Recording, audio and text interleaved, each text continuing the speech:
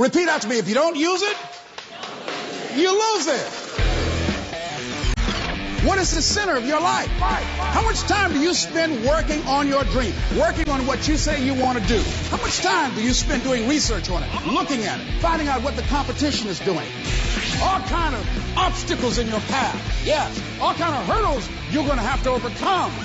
But as you do that, the harder the battle, the sweeter the victory.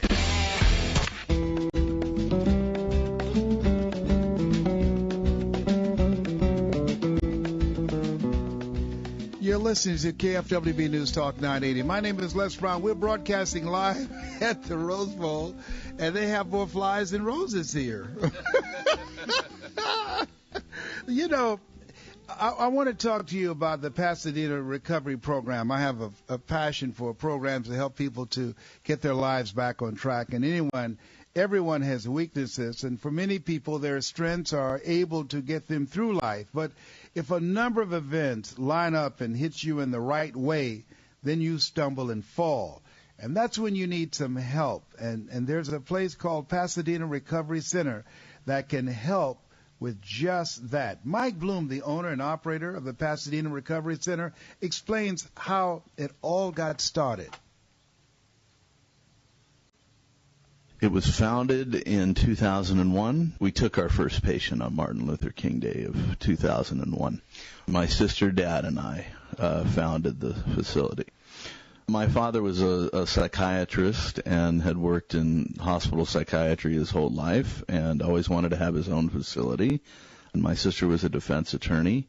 And so it was and Proposition 36 had just passed, and it was treatment in lieu of incarceration. So those factors led to the decision to open the treatment center. The difference is a philosophy that my father had of kind of New England summer camp, that he had a very good, like Winnipesaukee, that we were going to be, it was going to be a fun experience, and as long as we imposed a few rules. So I think that has permeated throughout the facility and given us a less non-confrontational attitude. It's made it attractive for people. Bloom says his center deals with many emotional and mental conditionings and explains why those characteristics lead to a life of addiction. Drug and alcohol primarily, and then we do some work with gambling.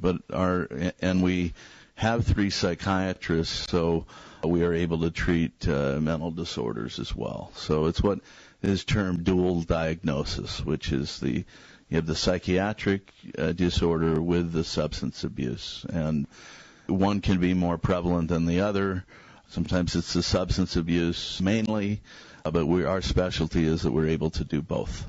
Well, I see that there's like this hole in the soul. There's some need. There's some empty space that the addiction seems to fill, and on all levels. There are broken relationships. There are bridges that are burned. So no matter if it's Yale or jail, the common denominator is a broken relationship with themselves and with others, especially family members.